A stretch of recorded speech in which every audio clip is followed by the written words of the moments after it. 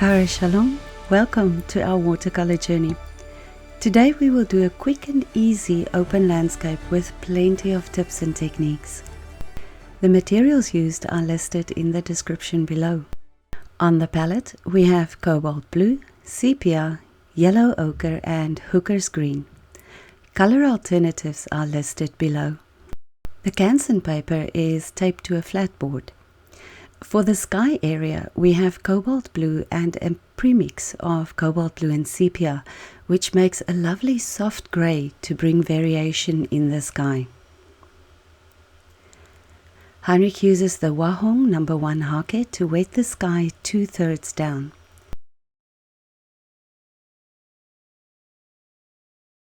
First up is Cobalt Blue, which he lays down in random shapes to form the clouds. He adds the premix to create the shadows. The paper is very wet, so the paint disperses nicely on its own. The Sceptre Gold No. 10 round brush, which he uses here, is a sable synthetic blend brush from Winsor & Newton. It holds a lot of water and is firm enough to help create the soft cloudy shapes. Heinrich uses the water on the paper to blend the colors and to soften the edges. The top of the sky is the closest to you, so the cloud shapes will be bigger. The closer you get to the horizon line, the smaller and less distinct the cloud shapes will be.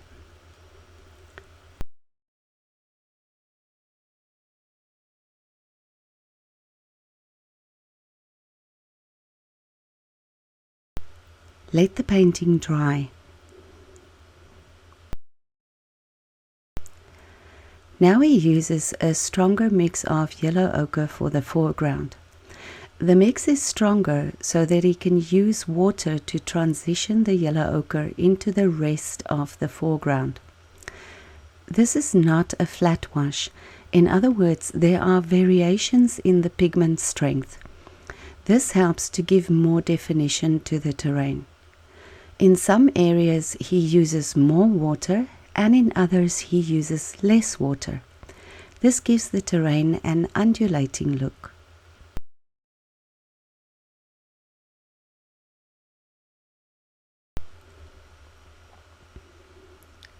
Again, allow the background to dry thoroughly. Heinrich added Hooker's Green to the palette. He also mixed a bit of Hooker's Green with Sepia to make a darker green. Picks up a bit of the Hooker's Green and uses the belly of the No. 8 Sceptre Gold to dry brush the foliage of the trees. He starts from the outer edges of the foliage and gently brushes inward to where the branches and trunks would be. This gives the illusion of hanging leaves.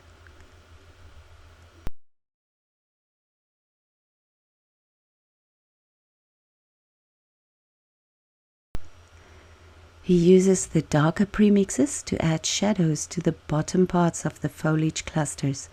This creates depth and interest. He adds a touch of yellow ochre to bring warmth and light into the tops of the foliage. Dry brushing the foliage allows for the light from the sky to shine through as well.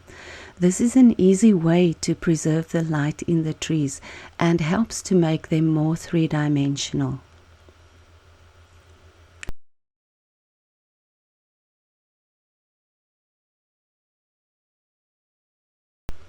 He uses the Babra rigger and Sepia to draw the trunks and branches.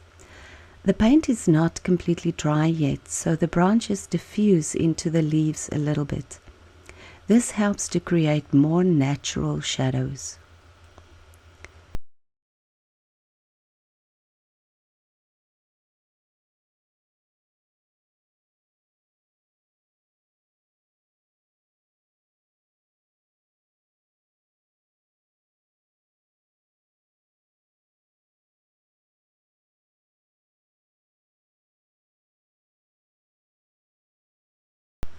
Notice that he does not draw solid lines.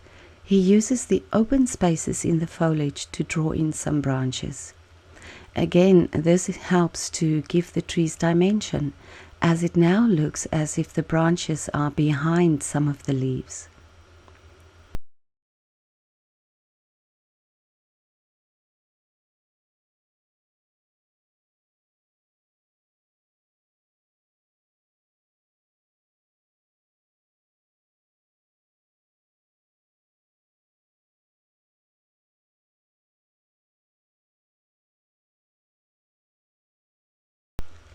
He uses the bigger brush and the shadow colors to ground the trees and to add some shadow underneath them.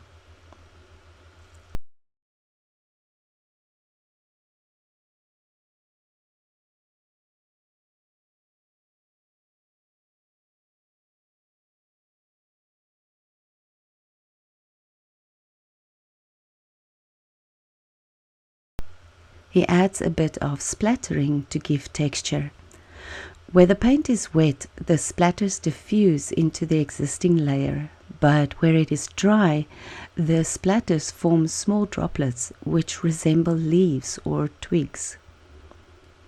Splattering is a tricky business. Heinrich usually forgets to shield the sky, so once again he has drops in the sky. He was lucky that he could soften them out with a bit of water, but this is sometimes a risky thing to do. You can create blooms which will destroy your sky. If you have a situation like this, you might want to leave the drops be and paint some lovely birds in the sky instead.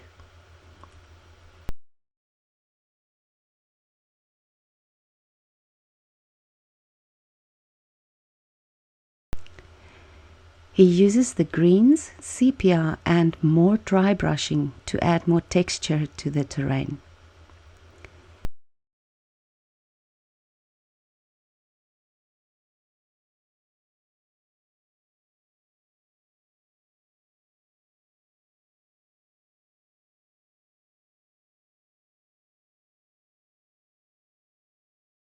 He adds a touch of water to soften some of the edges.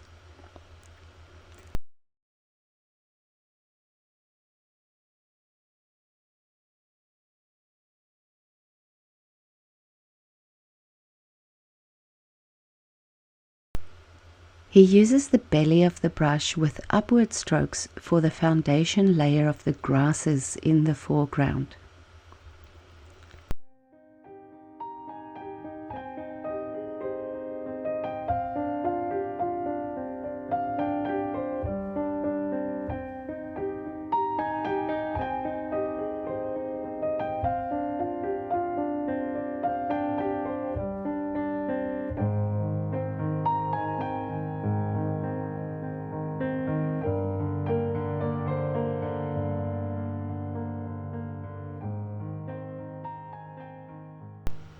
Here he uses the tip of the brush to create some distant trees on the horizon line.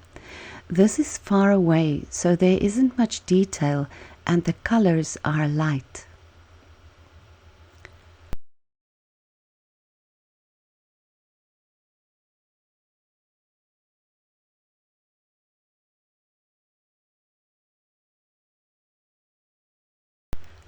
At the moment, you have 2 of 3 values in your painting, light and middle values.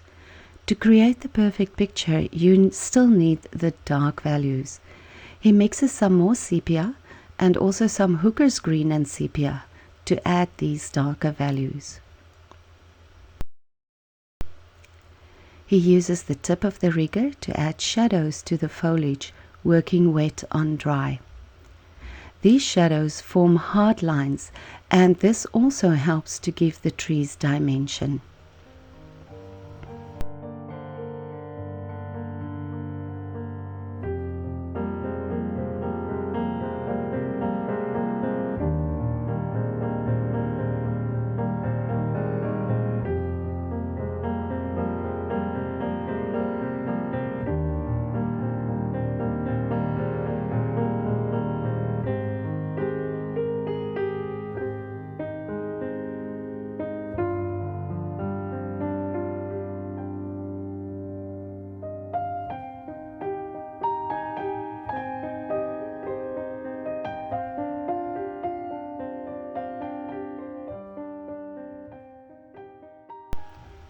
He uses sepia to add some shadows to the trunks of the trees and then to give a bit more texture to the terrain.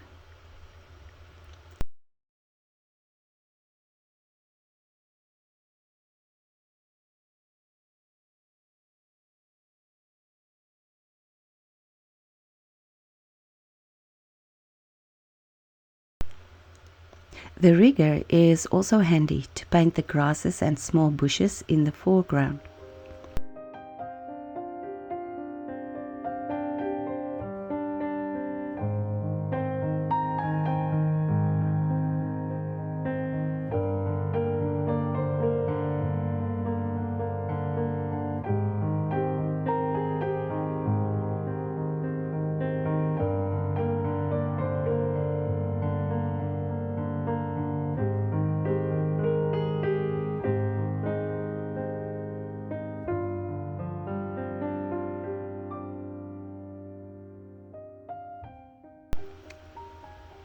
He adds a few more distant trees.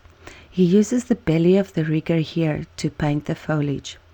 He uses the thinner brush because he does not need strong, distinct layers of paint here. The rigger only lays down thin, broken layers, which is ideal for these trees.